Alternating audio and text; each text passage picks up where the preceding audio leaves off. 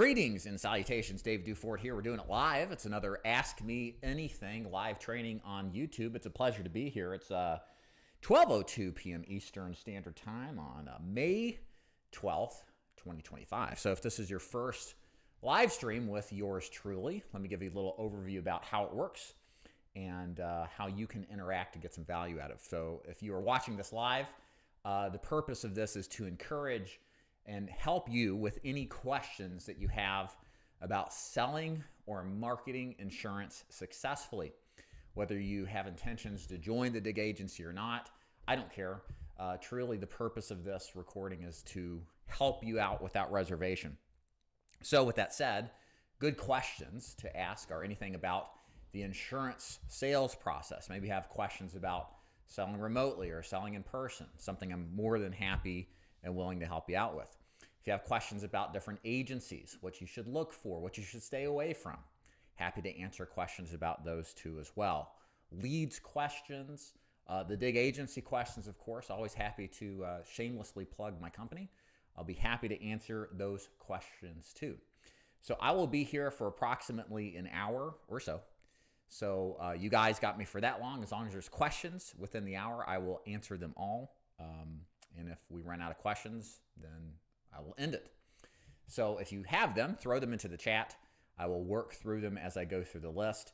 And please consider, if you haven't already, to hit the like button. The only reason I do that is it helps share this video with other people who are likely insurance agents or who watch insurance sales content. And there's a lot of people that haven't heard of the DIG agency, or more importantly, the YouTube channel that has all this useful information. So it would be very nice if you'd hit the like button if you don't mind. And that would share it if you feel like it's worth hitting the like button for. Okay, so let me turn my monitor here towards me a little bit so I can read Mr. or Mrs. Cairo's questions. I'm going to start there. Okay, so question from Cairo asks, tracking numbers is important, but having a baseline to compare them against would be great. What metrics would you tell a new agent to aspire to in the first month of calls and then then the first month? You mean the first and then the second month, I assume. Okay, man, that's just that's really based off of what you're selling, and even based off of the product. Then you have to start, and you're on the right numbers. Like, you have to have a baseline, but it's not just the baseline of the product. It's the baseline of what dialing system are you using, what products are you selling, right? And really, truly, the baseline that you're ultimately going to measure up against is not the public at large, because you really can't account for what everybody's doing. Everybody does something quite differently, or slightly differently than the other, so it's hard to do a apples to apples comparison. But it's within your own agency that you should be looking for comparison numbers, okay? And so let me tell you what we do as far as our baseline goes to measure how well someone's doing and where they can improve. So there's three metrics that we look at. So the first of which is, and there's no particular order here, but the first is talk time. How much time are they actually on the phone?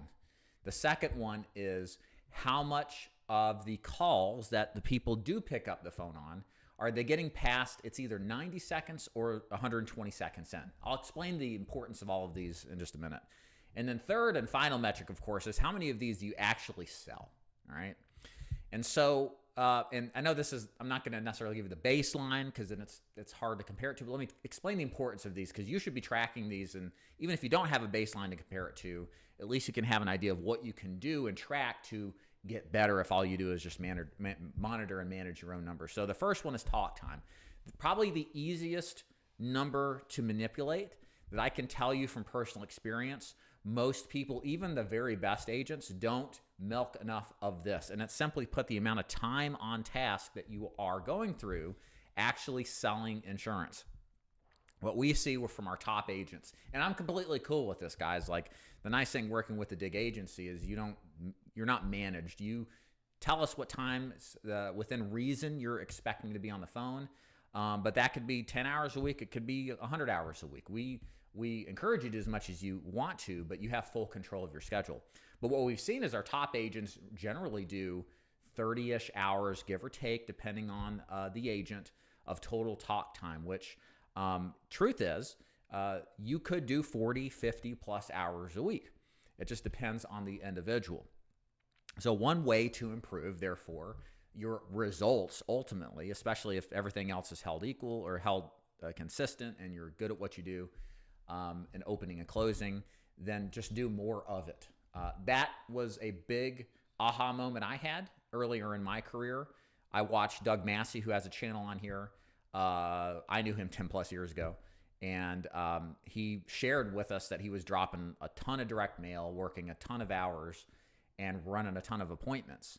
And it dawned on me, I was like, that's a way to make this thing work. I could just work more instead of trying to figure out the magical sales persuasion techniques to go from a 25% conversion to a 35% conversion rate. It's easier just to work more. It was for me. And so that's really what tapped in for me, the ability to make more money as an independent agent selling at that point, face-to-face final expense. So that's talk time. Again, my goal for you is to strive to do as much as you can.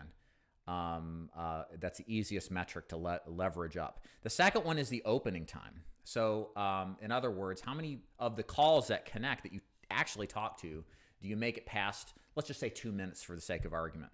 Why is that important? Well, what that measures is how good are you at keeping people on the phone? Because it's in the beginning where you're going to have the most issues keeping people on the phone. Once you get past a minute or two, you can usually keep a lot of those people on till the very end. But in the beginning of the calls is where you're going to feel and hear the most resistance. They're busy, they're driving around, they're cooking, they're in the bathroom, whatever. You've got to figure out a way to overcome those initial objections on top of, I already got life insurance, I'm not interested, blah, blah, blah. So this is a good measurement to share with you, well, how well are you keeping your people on the phone? And again, if you're in an agency like ours where we baseline this stuff, you can compare your numbers to others and see where you stand. And the last one, of course, is the most obvious. How well can you close the deals that you get through the initial calls with to an actual sale? And of course, that comes down to, did you connect well with the client? Did you answer their objections, overcome them, and then close and get their commitment? That's obviously what we're all striving to do. So all of these are important. I found that probably out of the three that I mentioned, which are the only three that we care about, the two that are the most important that will get you the most leverage, probably from a skill set basis, is improving the opening.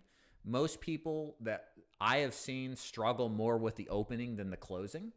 And so how do you handle that? How do you get better at that? Well, you get on the phone more. You practice your rebuttal scripts. Like we have an AI talk bot, we call her AI Mildred, where you can literally practice the opening over and over again, hearing those objections, reiterating them back, and getting some practice just kind of going through the motions.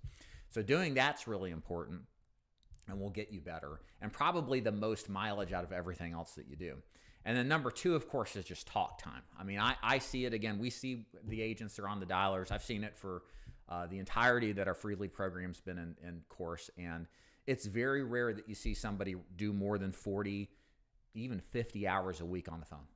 So the point is there's that much opportunity out there, guys, if you just spend more time than the other person. And if you can sustain that along with getting better marginally on the opening for sure and closing as well, that's where you're going to see the most measurement and increase in your capabilities.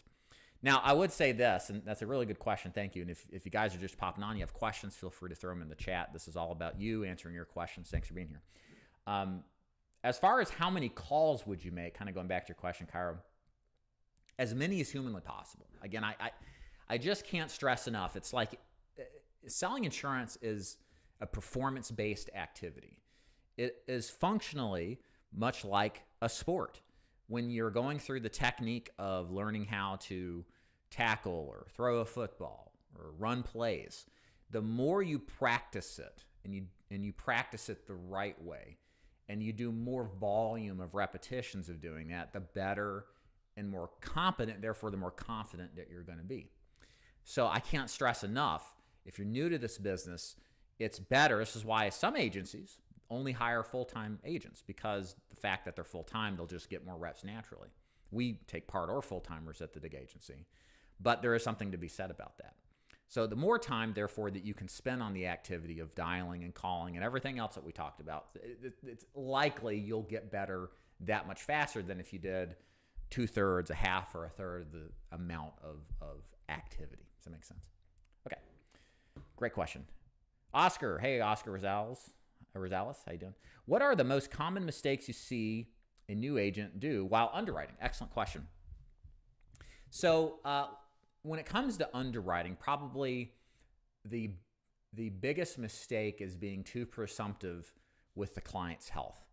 I would surmise, I don't know for sure, that some of our prospects that we sell over the phone or in person, probably more over the phone, may have some health issues. They hope they don't get mentioned in the underwriting process, thinking they can skirt through and get approved. That if you aren't thorough and on top of it, will be revealed in the actual underwriting process where the client will be turned down, denied, rated up, etc. And that is a risk that you'll lose the sale because the client just gets frustrated with the process.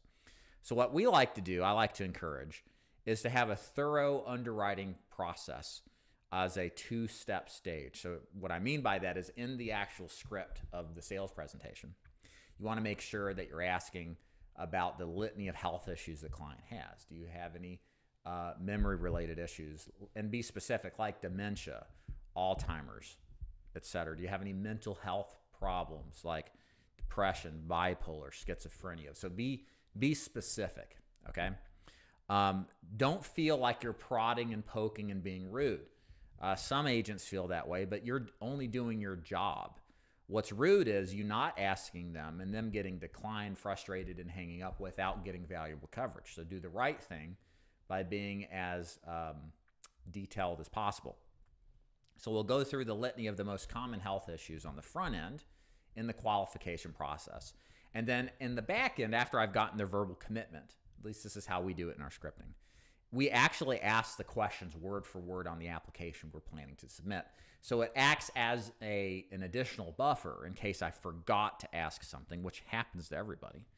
And I can make sure for this particular application, based off the health questions and the prescriptions too, that the client actually qualifies. I think it's much more valuable for you as an agent to take your time through the process of underwriting to make sure that the client actually qualifies than to rush through, save 10 minutes, and then 1 out of 2 your calls gets rated up, declined, or not taken because of something that was easily preventable, all right? And this is especially important selling over the phone or remotely because the patience of the client, especially in final expense, is a lot lower, and you'll find there's a lot more hang-ups and discontent than if you were in the person. It's harder to throw you out of the home than hang up the phone, so people are willing to be a little bit more patient in person, I believe. So in short, have your set of questions that you ask as well as collecting prescription information. That's important. And then when you get to the actual application, ask the questions word for word, and then make sure you go through each prescription and be as detailed as you can. It's worth the extra effort to prevent losing deals you otherwise would have gotten. Excellent. Oscar, hey, a question again. How do I go about finding a mentor within the DIG agency? We have several trainers, I think Rafine and then Eds, that will help you through the process. Also, you can correspond with other agents as well to get advice and thoughts, kind of like a sounding board, if you will. So there's definitely an availability of people. If you're already part of our organization, let me know. I can put you in touch with them if you're wondering how to get in touch with those people. They should be out there, but if you need help, let me know. Okay. Can you upload the link to the discount class? You'll have to let me know what that means. Oh, by the way, another shameless plug. So I'm actually doing a deep dive training this Friday from approximately 10 a.m. to 5 p.m., give or take, Eastern time. It is an annual live training that I do, a deep dive training on final expense. It's basically, think of it this way. It's like everything I know about final expense, from scripting, training, carriers, leads, and everything else in between, condensed as much as possible into a day-long training event. So I like doing these. They're extremely informative. They're perfect if you're thinking about getting into final expense or you're already in final expense, newer experience, and you're looking for some tips, advice, on how to be successful. The reason I'm doing this, so you guys know, is I'm actually raising money for my son's football team.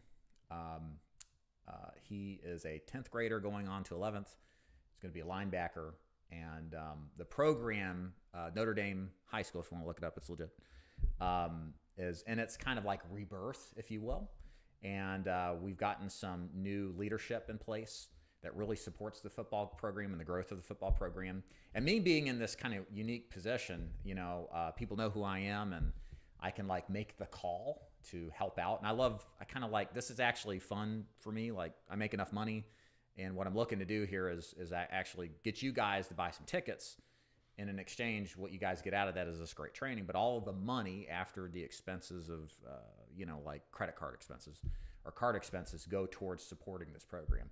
My big goal is $10,000 to submit to the purchase of some much needed materials, equipment for the games that they play. And it would be super helpful if you guys would consider buying a ticket. You can watch we're going to record it. You can watch the recording at a future date. So you don't even have to be there live. There's two options. There's a ticket. It's for $100. It'll get you lifetime access to the recording and a live feed to watch it Friday. And then also I don't really offer this much. I normally charge $1,000 an hour for a one-on-one call with me personally, but I'm cutting that in half at $500 an hour. So if you guys wanted to do one-on-one with me, I am holding those as well, and everything, the proceeds from there will be given to the program. I'm looking for the link to put it in the chat. If you're on my email, there it is. I'm sure you're getting plenty of spam about it. So here it is. So I'll post this in the chat. Here it comes. If you guys are interested in this, let me see here. I'm going to take this out here. Bear with me, please. Thank you. If you guys are interested in this, then you can buy the ticket to the event here. There it is. That's Friday, this Friday. Or if you would like to do a one-on-one with me, that's $500. That's there. Again, all of the proceeds there go to the Notre Dame football team. And I really would appreciate the purchase. It'd be a great use of your money. You're going to get incredible training, helping out much needed financials for the team. So thank you very much for considering. Okay, let's keep going here. I would love to hear more about the underwriting mistakes as a beginner too. So I think I cover that. So I would say the biggest mistakes are just not being thorough, right? It's not following the directions I laid out. Is just kind of just shortcutting the underwriting. It leads to all sorts of unnecessary mistakes. So be very thorough. IUL versus final expense, which is better to sell? I don't know. And I say that because all I've ever really done professionally as an agent is final expense. I've seen plenty of the talk about IULs. I think it's a great opportunity. I would think the first concern I would have is joining an agency that actually has really good leads. And that's generally true for any insurance agency. It's not so much, it's funny in a sense, it's not so much about the product you sell. It's more about the ability to get people who are interested in buying the product. In other words, like annuities is the perfect example. Annuities are really good products. They make a lot of first-year commission. But an actual lead program that you can get leads predictably from, like a paid lead source, those are very difficult to find. And I think that's partly why you don't hear of a lot of annuity-only agents. A lot of good annuity agents have referral sources. They already have a book of business already. So while a product can be really good and can make a lot of first-year commission, it may suffer from the reality that it's hard to find those people in a scalable way that is accessible by many agents. That's why I like final expense, and why I've stuck with it is because it's accessible to the masses of agents, and it's very simple to get a duplicatable and scalable lead system. So I'm a big proponent of that. Don't know how IUL works. Otherwise, I think it's a great opportunity if you can tap into the leads and get leads consistently. Hey, Kyra, if someone hangs up on you, would you call them back or just call the loss? For instance, hi, Fred, it's Grant, and they cut up and call them back. Yeah.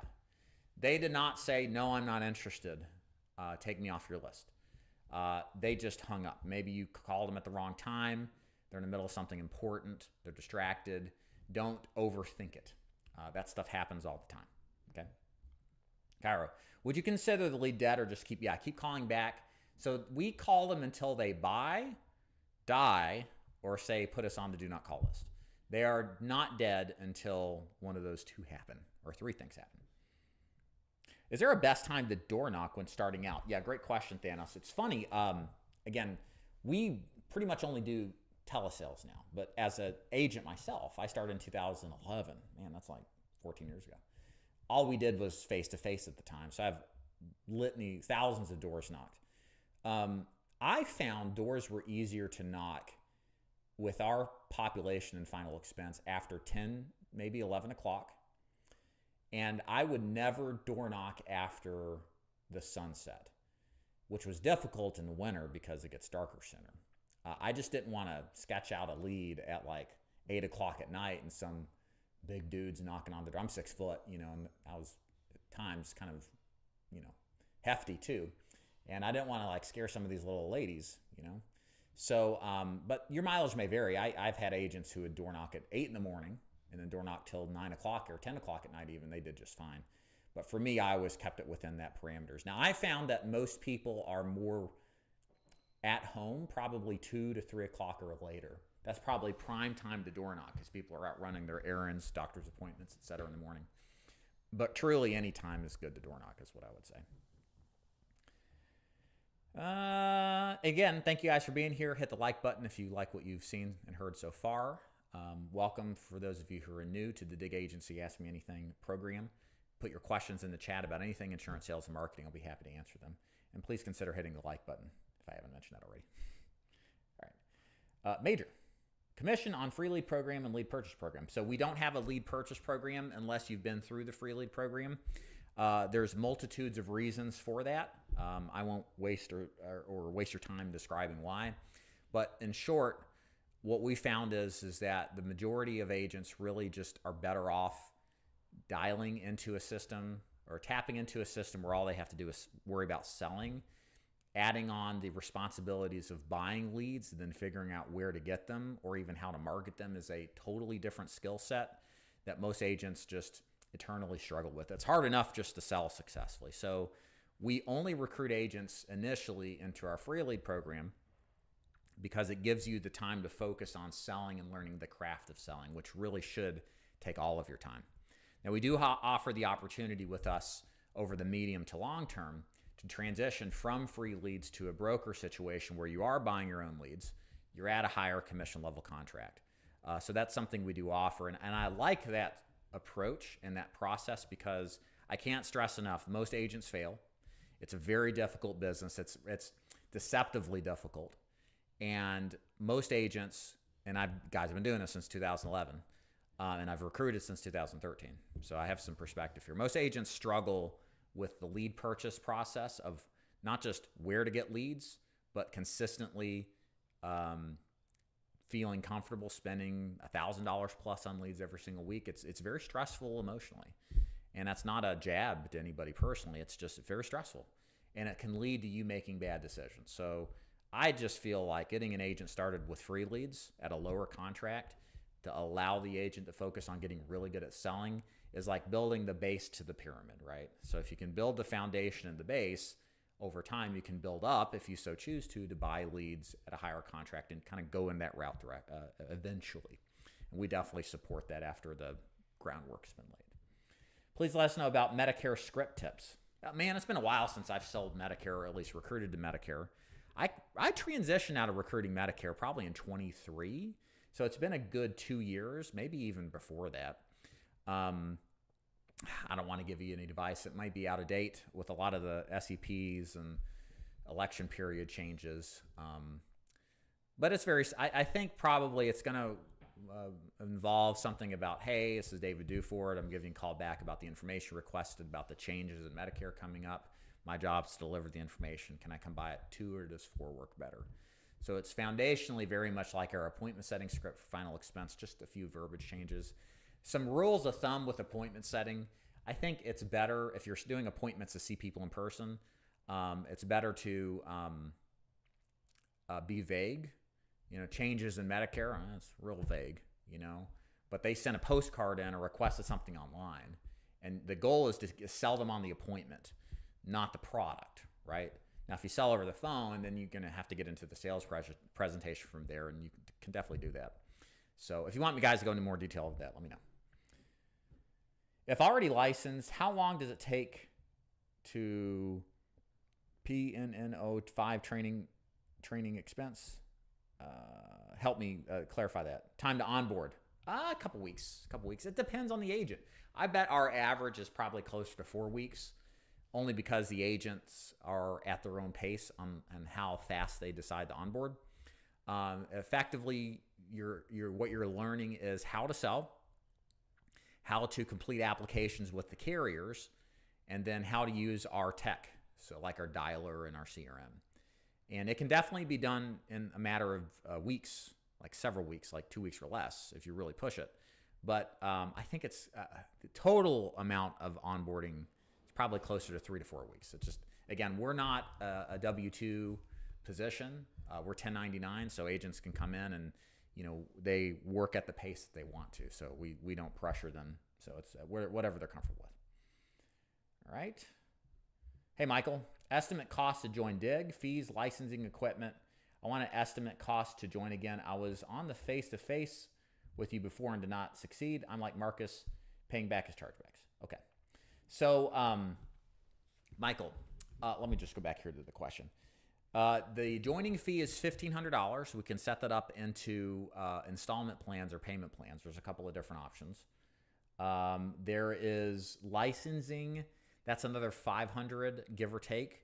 All we require now is six licenses, depending on your birth date. You can go to davidduford.com, watch that video that's listed near the top. If you kind of scroll through and pause, you'll see which states based off of your birth month you need to buy. And again, there's 6. You may already have some or all of them even. Equipment, you have to have errors and omissions insurance. It's about $40 a month. And then most agents opt to get insurance toolkits. That's $35 a month. That's it. Everything else is free. I was on the face-to-face with you. Oh, yeah. And that's fine. Okay, great. All right, Priscilla, do you have agents that specialize in more than one product? You mentioned in another post that you suggest agents specialize in a specific product. Yeah, I'm big on specialization by default typically means one product. It could be a specialty in one market, but I think specialization, most of us think of it as, okay, I'm going to be the master of one particular product. So in our agency, what we've done historically, some of this is going to change, I think. I'll describe what I mean in a minute. Historically, we just recruit agents to sell final expense. It's life insurance, burial insurance for older people. It's, again, one of the benefits of specialization is there's less to learn broadly, because truly getting good at one thing and understanding the depth of knowledge from the product as well as the scripting is hard enough. Okay. However, we have been dabbling into the term insurance market. I think that we're going to test it at a bare minimum to see how well it performs, because on some level, the conversation about buying life insurance is very similar, whether you're talking to Mildred, who's 70, or, Carl, who's 40, right? So I think we're going to kind of mix it up a little bit and kind of get some feedback on how it goes. We already have agents who sell term occasionally, maybe somebody who's on the younger side of final expense. So we're already writing it. So we might dabble a little bit and have certain agents who are very good pick up term to just pick up the difference there. But we'll see. It's still kind of a testing thing that we're doing. All right. Lucas, are we getting a modded or new script soon in the free lead agency now that we're adding term leads? Tim mentioned it. Won't change much, but I want to be practicing. Yeah. He's working on that right now. I met with him this morning, and that's kind of the first mission. It's not going to be that much different. It's pretty simple. It'll follow the same structure of opening the call. Fact finding will change slightly, but it's not that much of a difference. Number of free leads a day is many as an infinity. Well, I'll take that back. If you're an agent who gets through the first level of training, it's infinity. But in the beginning, I'd have to ask Tim for clarity. I think it's in the interest of training the agent, getting some feedback so that they can improve. Once they go through the training and they're ready to sell, We put them on the dialer, and I think right now we're limiting it to like 50 calls. Once they're done with 50 calls, we take them off the dialer, we look at their numbers, and we have an AI system in the background that reviews their calls, reviews the transcription and suggests alternatives or things they should have done better according to the master script. So we've built this cool tech that will actually listen to the calls and then provide feedback on what the agent did right and what they could do better. And we give them a grade. So it's a great way to benchmark their performance.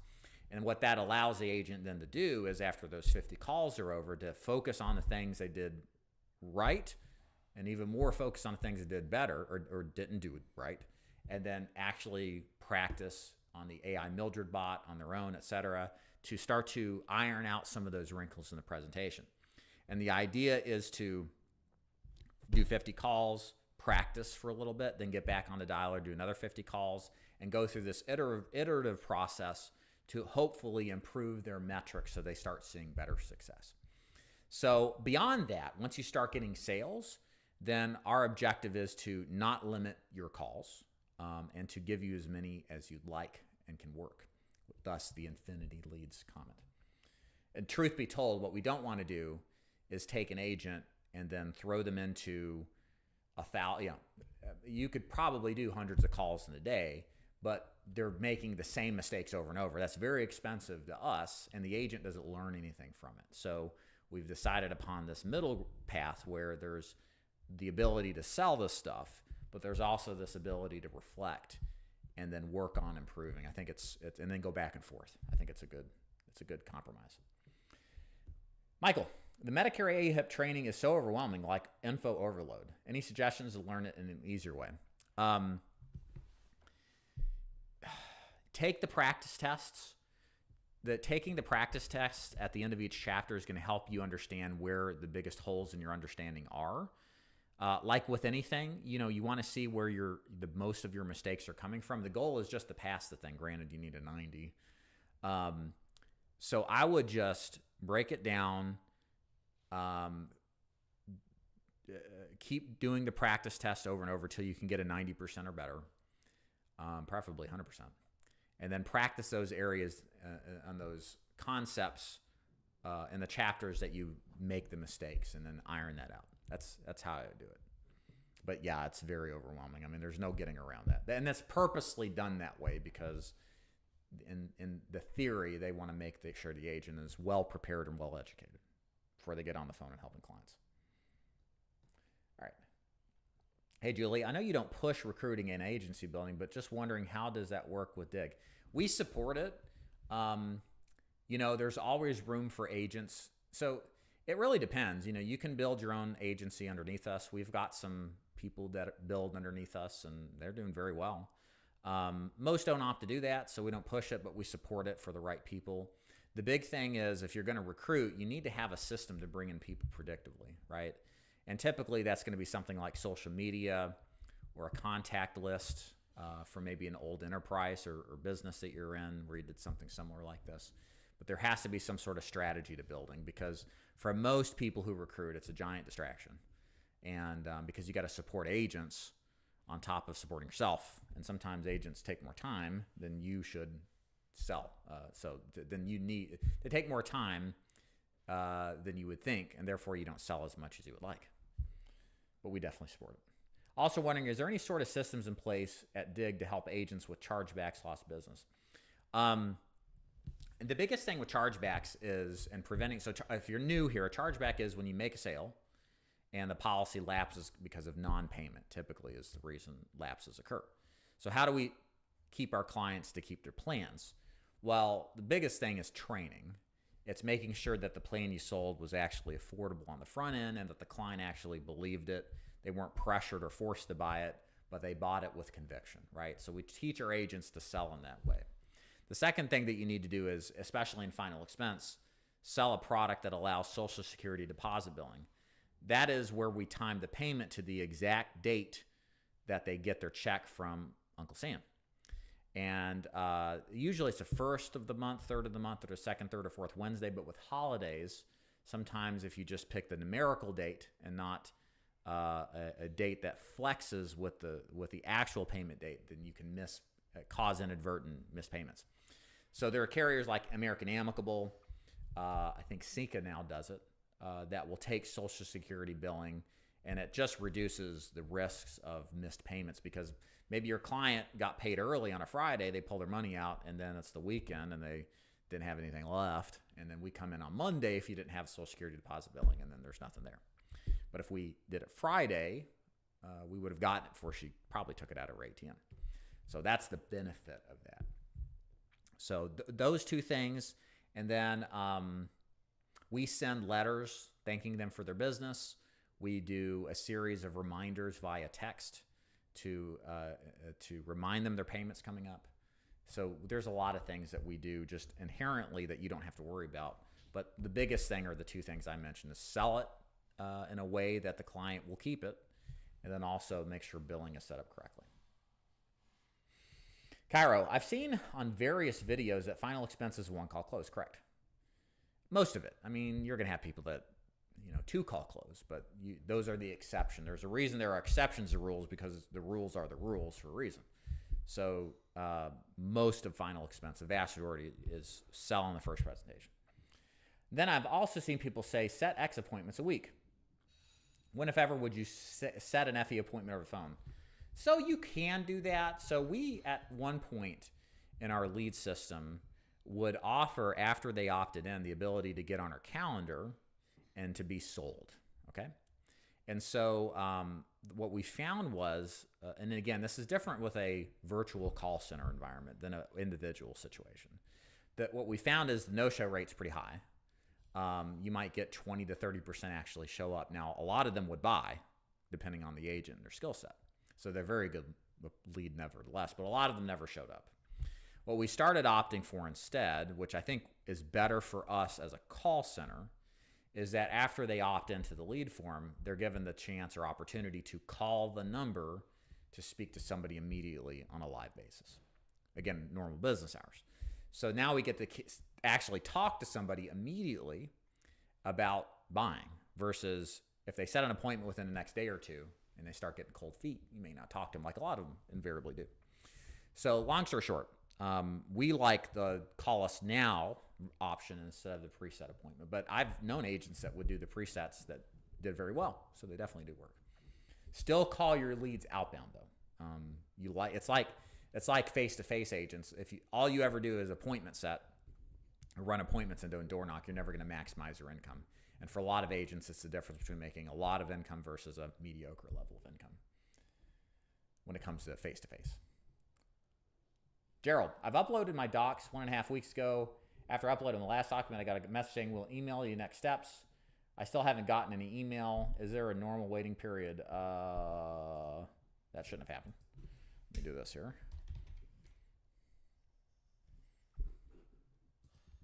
Oh, you already joined. Back in March? Is that right? I'm looking at your... Let me see here. Will you reply to any of my emails, Gerald? And then I will see what's going on. You should already be in the system. Okay, let me know. Lacey, I just finished university and haven't started dialing yet. I so appreciate that you do limit calls in the beginning and guide us to improving calls. Fantastic. Yeah, it really is important, because frankly, as a business owner, I don't want agents who are new blowing through a bunch of leads that otherwise could have been closed because of the agent's inexperience. With that said, you got to practice on good leads. We send our new agents a combination of the live transfers I just talked about, people who dial in off of leads, almost exclusively get those calls, and in combination with leads that have been called in the past but not necessarily picked up. Some of them have picked up, but it's people that have been dialed a number of times. And so you have to give an agent an opportunity to work good leads. You can't just send them to a bunch of crap leads for obvious reasons. But at the same time, being a responsible business owner, you have to make sure you're bringing an agent in a position where they can learn this thing with the right type of leads, but have an opportunity to reflect, get better. And then when they're back on the phone and experience the same problems, they know what to do about it. You're ultimately going to save a lot more money, and I argue make a lot more money with that kind of strategy. Gene, I sat on a recruiting call recently. Per your advice, I asked to speak to a couple of agents. Marty sent their emails and I attempted to contact them. I haven't been successful so far, but you and Marty have made me feel comfortable enough. I'm still applying. After applying later today, what kind of timelines? Probably a 2 to 3 week process to getting sales ready, depending on your speed of comfort. Yeah, sometimes when we have agents that will, I always, if anybody emails me and wants references, we give it to them. The problem is sometimes these agents don't reply. I wish they would. Their excuse, of course, and I get it, is they're really busy and they're doing their thing. I will encourage you guys, if you guys wanted to vet us, I'll definitely try to get you to talk to an agent. I can't force them. They're not employees. But what I can do is recommend our case studies. If you go to the homepage, you can see a ton of case studies there. If you go to the homepage here on YouTube, there's a bunch of shorter testimonial videos there. So we try to collect this in lieu of that if that happens, so you know that there's a history of good agents here that attest to the quality of our work. Hey, Dinner Fork, looking to join a team. Am I able to listen to people working the phones? No. I think that would be, I can get you, so let me do this. Hold on one second. I can get you videos of our people that have done calls. Like I'm going to pull one up right here for you. I'm going to throw it in the chat. Like this one is 4 of our top producers and me explaining their calls. So that's that right there. That should be. And we open it up and make sure. So the application is easy. It's set up. So you can hear a couple. I think Marcus is on there. I think James is too. So these are top producers with us. So I can share that with you, but we don't let you jump in on a call to listen because then there's all sorts of reasons. HIPAA issues. You're not a part of the agency. There's the technology component. It's just too complicated. Better just be like, here's some examples. Here's some case studies, that kind of stuff. Okay. Does DIG ever do agency meetups? Yeah, actually, we're going to be in Miami in about a month for a couple of days. So that should be fun. Okay, got you, Daryl. Got you. Okay. Yeah. I'll look into it, but shoot me an email. Any emails you get from me, I'll personally respond and then point you in the right direction. Cool. Okay, questions. Any last questions here before we finalize and wrap it up, guys? Again, please hit the like button if you enjoyed this content. That helps share this live stream to other agents that are consuming insurance sales content and are looking for insight. I'll keep this open just a little bit longer for anybody that has questions about anything insurance sales and marketing.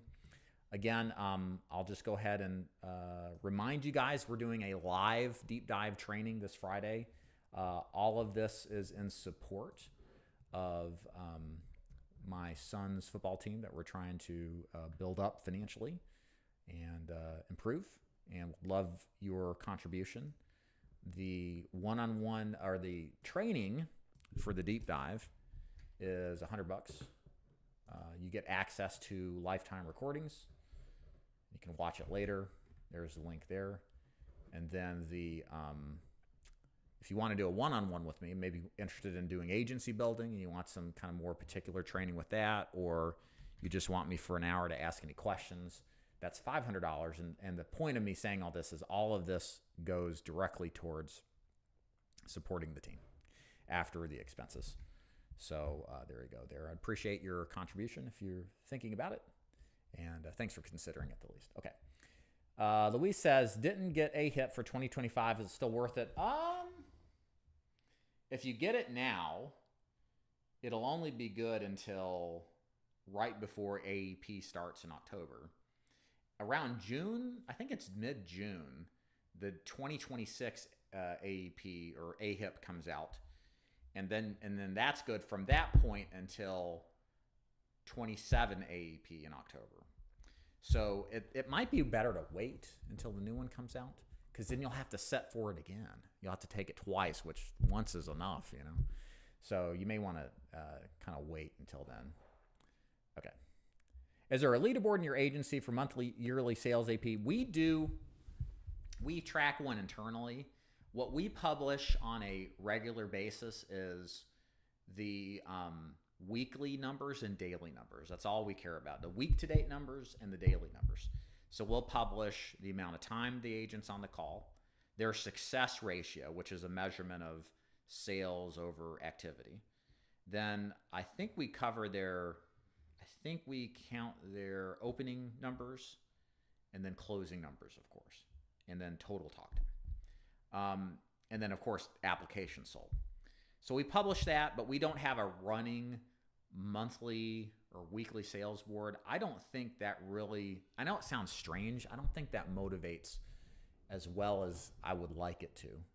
And I talked to Tim about this at one point, and I think sometimes people get frustrated with it, or they start to draw conclusions that aren't necessarily true. And so we've just kind of de-emphasized the leadership. Where if you're around 6 months ago, we always post those numbers up, but I don't anymore. So I think there's kind of for some people, it's, and this is how I was. I never was attracted to leaderboards because I'm just here to make money for me, and I don't really care what everybody else is doing. So I don't know. Not everybody thinks that way. And I know some people are motivated by it, but at least we publish the weekly numbers or the daily numbers and the week-to-date numbers. So I think that helps. You're welcome, Lacey. Lucas, Dave, really appreciate you doing these. You're welcome. I'm going to miss watching them when I'm deep into dialing. Yes, you will. Tell Mildred I said hi. George, do I need to wait for the link insurance sends to proceed with the appointments before beginning training? You should have an onboarding link. Ask the person who onboarded you. I think in the process of onboarding, you should have gotten it. It should be in your email, but it may not be. So typically, we're okay with, as long as you paid the joining fee to start the training in lieu of eventually getting licensed and then thus getting appointed with the carrier. So you got to get your license or you get your carrier appointment. So it should be okay. But check with the person who onboarded you, or me if you want to shoot me an email and you don't see anybody readily available to ask, and then we'll see for you. Okay. All right, last call for questions before we wrap it up. Thank you for your time, everybody. Appreciate it. Give you guys just a few more seconds, and we'll wrap it up.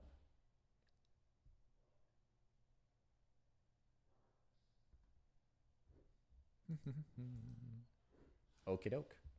Ladies and gentlemen, thank you for coming to another Ask Me Anything live training session. Remember, Friday, deep dive final expense training. Be there or be square. Also, we'll be back Monday again to do one of these. And we also have a Q&A today. If you'd like to join that to learn more about the DIG Agency, just go to daviddufour.com, look for the Q&A link in the menu, or down scroll a little bit. You'll find it there as well.